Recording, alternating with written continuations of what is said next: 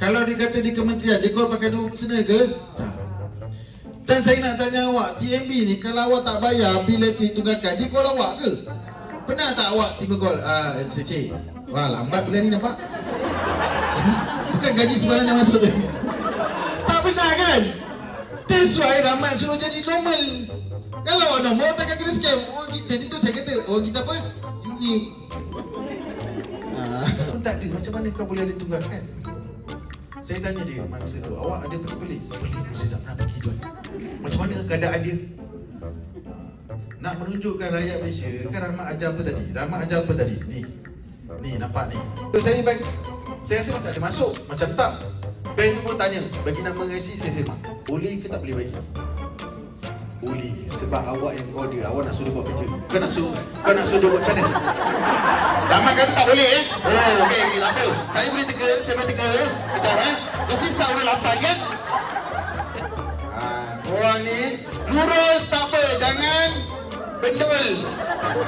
Kau bagi je lah dia nak buat kerja.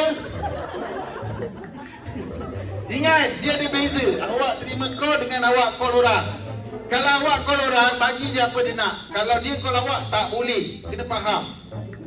Pernah tak saya tanya awak, pernah tak orang yang call awak, dia baru nak tanya, siapa tu? Kan, awak kalau call orang, mesti awak dah ada nama yang awak nak call, betul tak? Awak tanyalah dia balik, awak nak call siapa sebenarnya? Kan, dia call kita kan, awak tanya, awak nak cakap dengan siapa?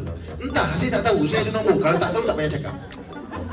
SOP, kita nak call orang, kita mesti dah tahu siapa yang kita nak cakap. Tak pernah lagi orang, boring lah, nak call siapa kan? Siapa tu? Mutu. Mutu, memang aku nak cakap kau. That's why Rahmat suruh ikut SOP. Okay, kena faham tu, konsep dia tu. So lepas ni, takkan awak call orang tu awak kena scam, mesti awak terima call. Terima call tu ingat, awak boleh buat keputusan nak letak ataupun nak layan. Boleh, tak ada masalah. Angkat dia telefon, nanti saya cerita. Angkat telefon tak ada masalah. Tapi jangan bagi beberapa maklumat, nanti kita share lagi. So apa yang berlaku adalah, dia minta nombor kad pengenalan. Tiba-tiba kes ini menjadi semakin seram.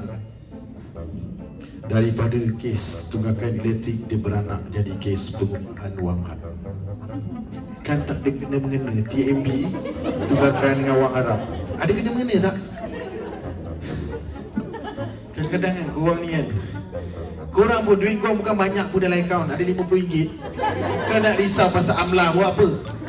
Amla ada banyak lagi kes besar-besar dia nak handle lah. Ni kadang-kadang tu Amla kau saya berapa banyak duit dalam akaun? Tak ada tu 150, kau tak payah risau lah. Amla pun, alah kau celah gigi malam kau tengok. Yang kau takut sangat kenapa? Dan ni tengok apa yang berlaku. Ni dia. Kemudian saja Albert ni nak meredakan ketakutan awak, dia offer. Okey, jangan risau, kita boleh buat laporan melalui panggilan telefon. Soalan saya, boleh tak buat report melalui panggilan telefon? Tak boleh buat report, mesti pergi balai. Apa itu yang orang call tu bagi tahu polis tu, itu bagi maklumat. Bagi maklumat dengan buat report tak sama. Bagi maklumat lain. Maklumat